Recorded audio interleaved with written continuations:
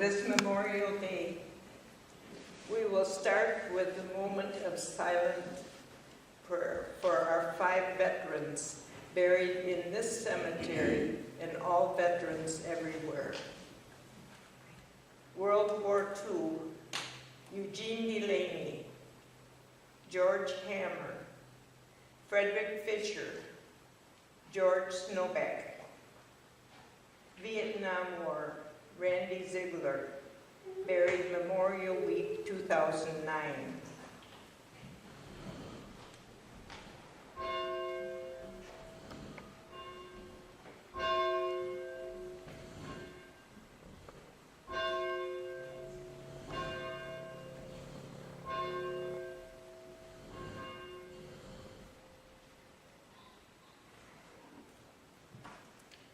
Thanks again for coming to our hidden gem. You took the time. Gary, our youngest son, and his wife Cindy are my co-trustees. They do the work and I do the paperwork.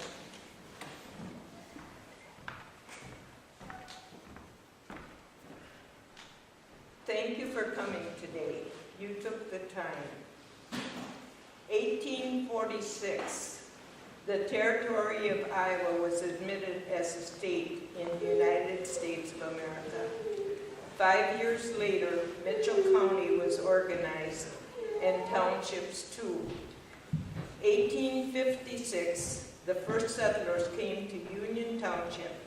Some of those early settlers were founders of Union Presbyterian Church. The first record of religious services were at the home of Jacob Becker in 1859 in section 13, where the United Presbyterian Church stands. Their farmstead was a quarter-mile south with a long driveway. All of the farm buildings are gone.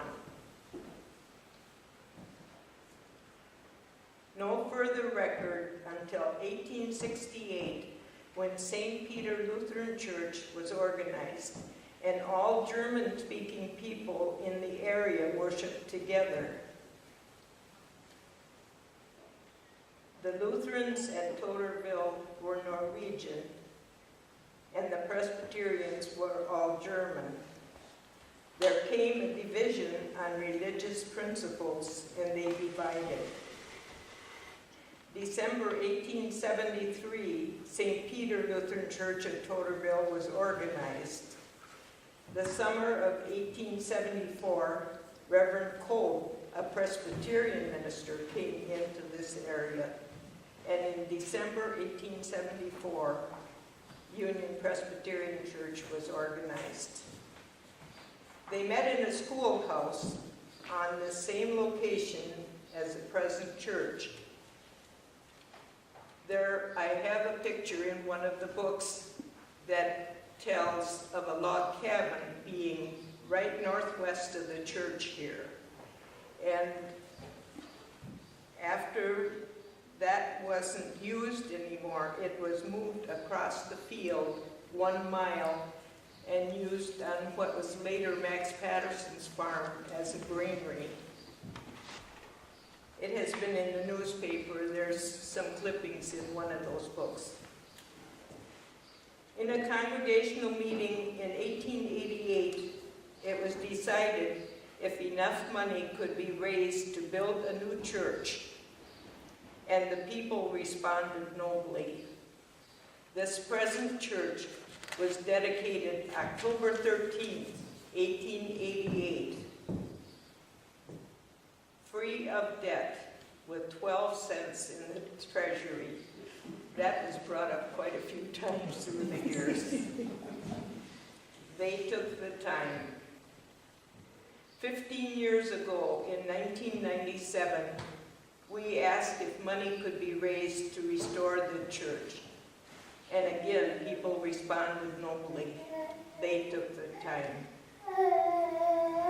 When church services discontinued the fall of 1974, It was 100 years after the first services were held in the country log cabin schoolhouse on this property. The first cemetery burial was the same year, June 26, 1874, to start the cemetery behind the church building. This was Minnie Schultz. She was aged 56 years, Mrs. Christian Schultz. He moved to Wisconsin and was buried there. Now the cemetery has approximately 120 graves. Don and I had a huge Mitchell County handmade map, 1899, showing the school, church, and cemetery on this property.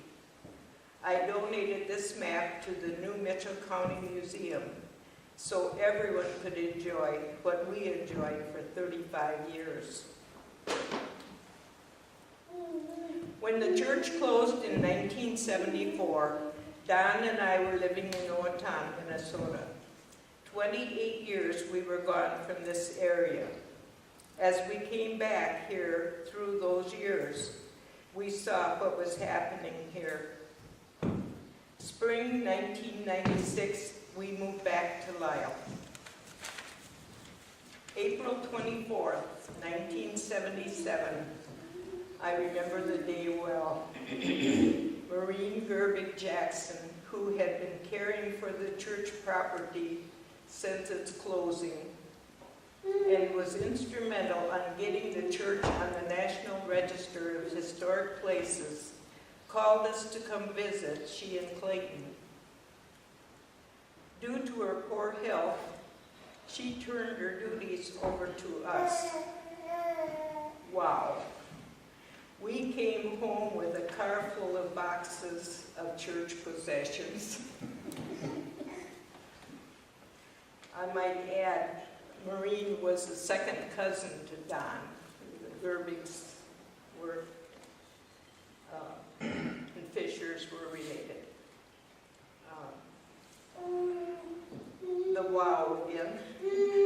Don was legally blind and a heart condition, and I had both hips and both knees replaced and 20 surgeries for health problems. But we did not do the restoration work ourselves. We were the leaders and planners, and we accepted volunteer help eagerly. We took the time. 1997 Memorial Weekend, we spent 5 days, open church, and we asked 80 visitors if we should restore the church or let it go gracefully. Not one person said, let it go.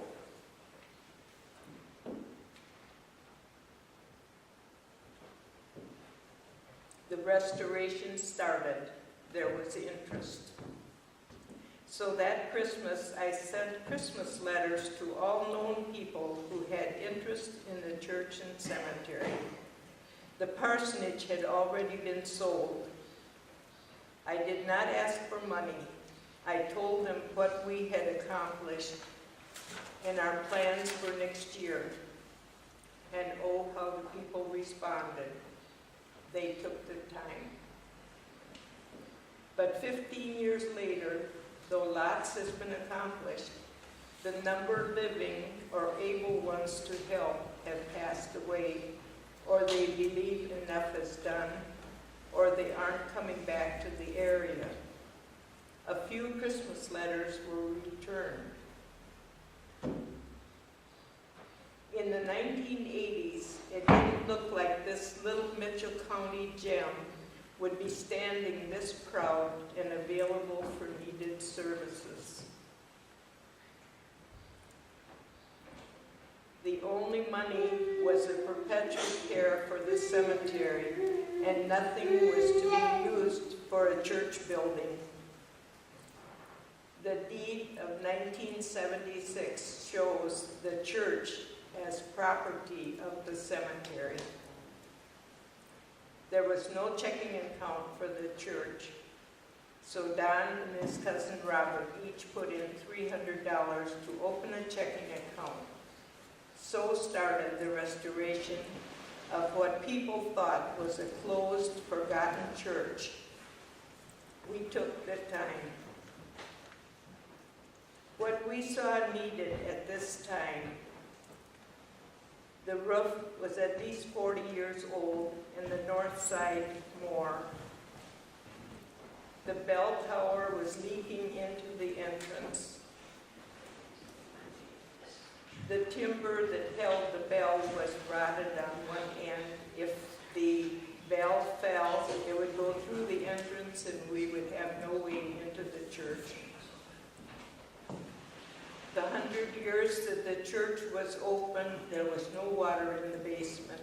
We never had to worry about wiping anything up when we had dinners or ladies' aids or whatever we had here. But once the church closed, farmers that were locally were tiling, and they made the county put a ditch through in front of the church. That used to be flat. We would just drive straight up parallel out here in front. But this all changed. The church windows had deteriorated and dropped, and snow and rain could blow into the pews, and the church needed paint inside and out. The front doors were leaking and loose. And so we applied 2 years to the Iowa State Historical Society and 1 year to RACI, and we did not meet the requirements for tourism state income. So we kept on with the Christmas letters, and with good response, we did this. We reconnected electricity. We put on a new metal roof, and this enclosed the bell tower that was open style and snow and rain blew in. That's why that rubber mat is out there, to cover up some of the damage that leakage had done. Painted the exterior, power cleaned and 2 coats of paint. Painted the interior pressed tin, walls and ceiling. A volunteer rebuilt the front doors. There were no nails, no screws in those doors. They just had oak pegs, and he put all little larger size pegs in and put the doors all back together. He also secured all of these upstairs windows so they didn't leak snow or rain. The rotted timbers in the bell tower were repaired so that the bell, which is very heavy, wouldn't fall through the entrance. We insured the building. We restored the bulletin board outside. We had volunteered a truckload of free dirt from fall put around the church foundation. Kept pumping water out of the basement, 20, 26 inches. Go home overnight, come back, 20, 26 inches. We ended up putting man sand in the basement to stabilize the walls with the pressure from the dirt on the outside and the inside. And as the basement was no longer used and was moldy, and the kitchen equipment was ruined, and it wasn't used anymore, so we were just thinking of prolonging the life of the church. We trimmed the trees around, and there's some crips backs here today. I know they burned quite a bit of our trimmings here and some of our kitchen equipment that we had to take out. We painted the archway to the cemetery. That was volunteer. And then we got a donation of $4,000, which repaired the north and west cemetery fences and replaced the missing south and east cemetery fences.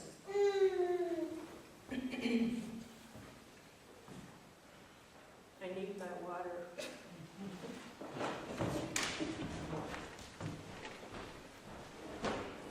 The front steps were put in 1919. When the church was built, it had no basement. It had 2 wooden steps out in the front. And in 1919, Reuben Decker wanted to put a furnace in. But before they could get the basement done, he was starting a tractor, and he had a tractor fire and he died. But his father went ahead with the basement and they put in the furnace.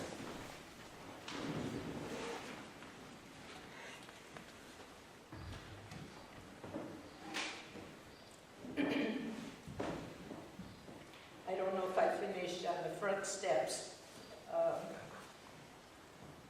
They were old and heavy and they weren't solid. There was actually a hollow under there, and then there was some dirt and some small field rocks. And so then the steps through the years cracked and leaned forward, which also would lean toward the west wall of the basement. And if that caved in, there again is our entrance, damaged or going with it. For the steps in the basement fill, we got a grant from Diamond Joe's. They paid 3/4 of the amount, and we paid 1/4, which again came from the donations that people were so kind with.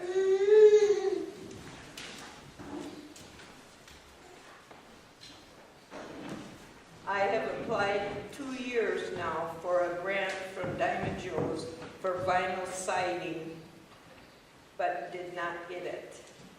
So this is where we sit today. The church was painted 10 years ago, and with this old narrow siding that's rough, that's about all I guess you can expect on that. Bye. I have some miscellaneous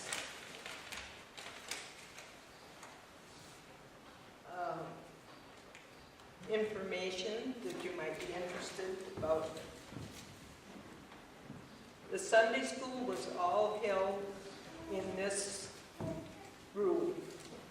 There are folding, never remember what I called them, screens that we put up, and those 2 little tables behind the pews, one was in each corner, and then they put a folding screen out, and that was the intermediate class, and the primary class was behind me in the corner, and the adults met in the pews. I've had some youth from our Presbyterian Church in Austin come to help clean for memorial service, and that was something that just, they couldn't understand how you could have 3 classes in one room. And then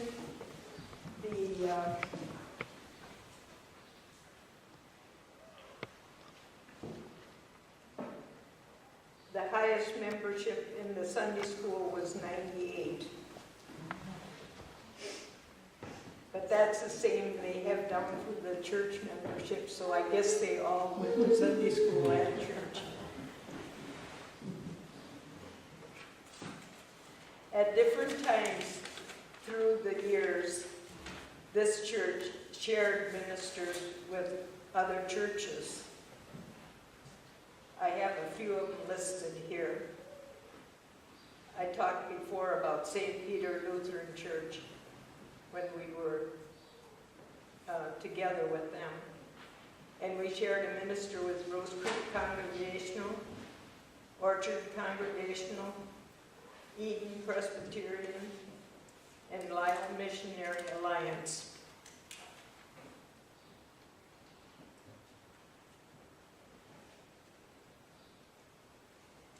We've had 245 baptisms. I might add, the last to be baptized was Gary. I do have the last two confirmation classes here, which is our three sons, Darwin, Randy, and Gary, and Floyd Nevlin Smith's two boys, Roger and Dean.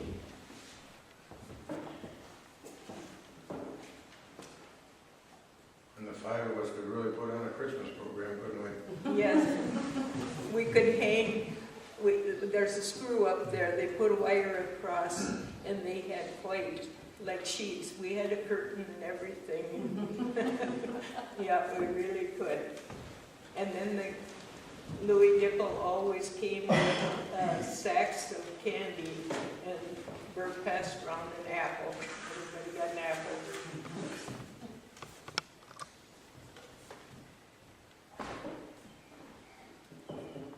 Don and I have 6 generations buried in the cemetery.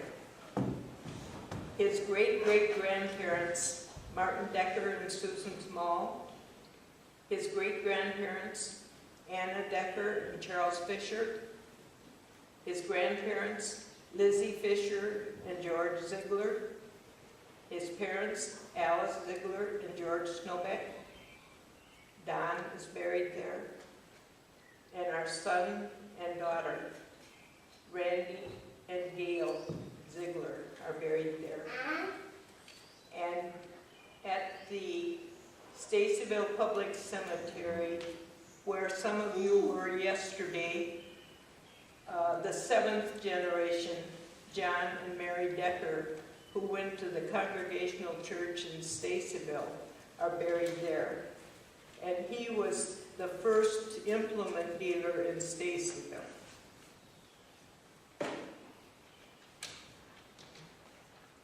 There was only one double wedding at the church. In 1905, Don's grandfather, George, married Lizzie Fisher, and her brother, Fred Fisher, married Dora Baldner.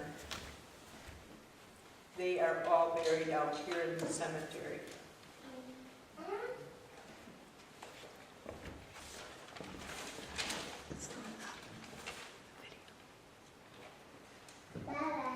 Too much reflection. I always found this interesting.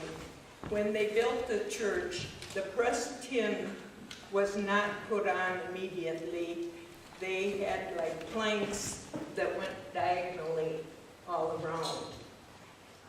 And under what is this arch was written in gold a Bible verse. And when I was young and first started going here, we'd always ask the older members which Bible verse it was, and nobody ever could remember that. But I always found that interesting. And actually, I had a couple people that wanted to take down that pressed tin to see, and I thought so many years have passed, it probably doesn't show. And this pressed tin isn't very thick. It's not so sturdy. I didn't know if they could get it back up there. So it's still a question what that is. Written in German, correct? Written in German. Everything was German up till World War I, when the Germans weren't so popular, then they stopped speaking German, and I guess in the Totterville church about that time too. When the church closed, all records had to be sent to Philadelphia to be stored underground. I worked 2 years to get microfilm back. And a good share of the books that are in the back there are from microfilm that I printed and put into scrapbooks. And the early records are in German.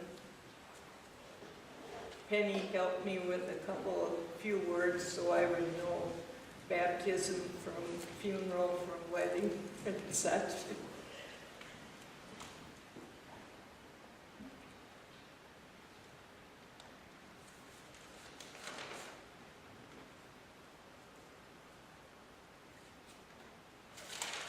I'm not a public speaker.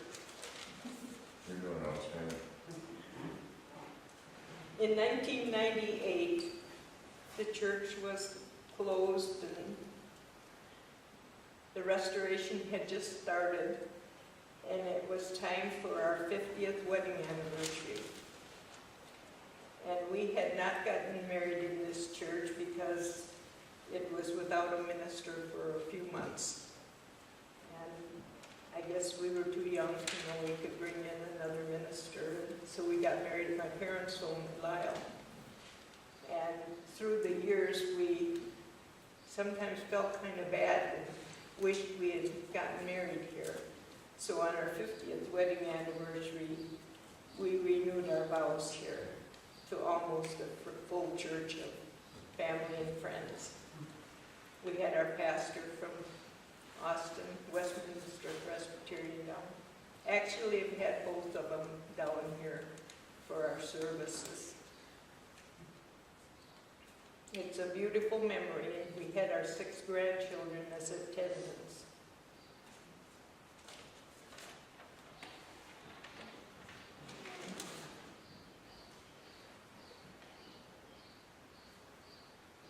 I guess that's about all of my notes. Does anyone have any questions? I have a question. Why did the records go to Philadelphia? That was demanded by the presbytery. Is there some national archives in Philadelphia that the Presbyterians have? Evidently. Is that their headquarters? Yep. It was, that was one of the stipulations to get on the National Register. They had to be turned over. Do you remember the name of the place? Or just that? No. Okay. No. I maybe do have it in my correspondence with them. I mostly corresponded with, he was the head of the presbytery of our division in Iowa. And, but it was slow going. They didn't want to let him go very But I do have a lot of it in the books back here. And there, when I got more people here over Memorial Day, there were people that did genealogy and looked up some of their ancestors, times. How many people usually come on Memorial Day now? This year, well, I was here. Of course, I've only been here yesterday afternoon, day. We haven't had any, All these people. except today. And thank you all again for coming. Last year, when we had a service, a church service here, I believe we had like 45 or 50 a year ago. When we had a service and the Statesville Legion was here that day. So, It does seem that many of the people that were faithful and came every year to the cemetery either have gotten older or moved away or have passed away. And so I found out, we started out being here 5 days and maybe 8 to 10 hours a day. And of course we wanted to see everybody that came and greet them, and it just gradually eased down. Next year will be a church service again, and we also will, it will be our year to have Stacyville American Legion come and have a service in the cemetery. And they come at the end of our church services. Church service is always at 10 o'clock, and they come at 11:30. That will happen again next year. Well, I think we should give you a round of applause and thank you for keeping the history alive.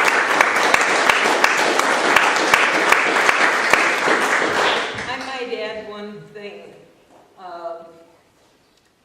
I can't give you exact year. The church was in danger of not being able to afford a minister. And Reverend Henry Sinning, who had been minister of Rudd Presbyterian, retired. But he still didn't want to be fully retired. And so actually he kept us going for like 12 more years. And they lived in Osage. And so the parsonage was sold. And last Sunday when I went to Rock Creek to meet with this group that was down there, I got down there too early. And so I did go to Rudd Presbyterian Cemetery. And I visited Reverend Henry and Louise Sinning's graves, and there were no flowers, and I felt really bad that I didn't even have a flower to put on, but I went not prepared, but I visited their grave. Last confirmation class was Reverend Sinning did was, you got the picture there. Reverend Sinning did Dean Smith and myself in 1968. That was a confirmation class. Dean has passed away. And the one before, what year, was that 68? Yep. And I can't remember the year Darwin and Randy and Roger Smith were confirmed. And Randy has passed away from that class. And this is the picture of the double wedding that was here. And here's Randy's picture. And for those that don't know what Don looked like, I brought Don's picture because he was very interested in restoring this church. Your theme of taking the time would have never been done without Dad and yourself being behind this. So, Like I say, you took the time on. Well done, Dad. like I say, I guess we're showing a few little spots again, but by now, if we hadn't put that metal roof on, I do not think this building would be here.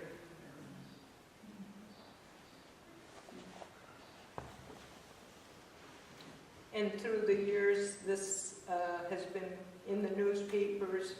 Well, Lee Bernard was often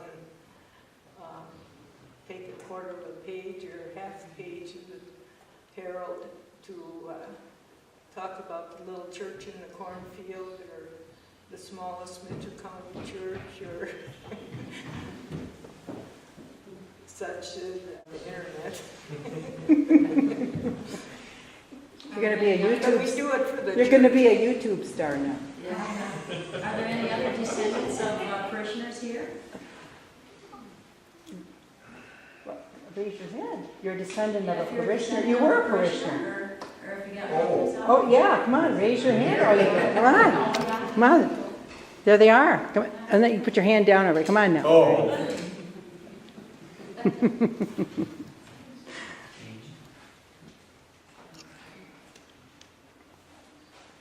Actually, of the Ladies' Aid, I think Evelyn Smith and I are the only ones that are living. And she's 93. I look for anybody I could find to help me come up with the right thing to say. And It's a little scary when you can't. May Johnson died last year. She would have been good. Well, I think you did a wonderful job. Well Thank done, you. Mom.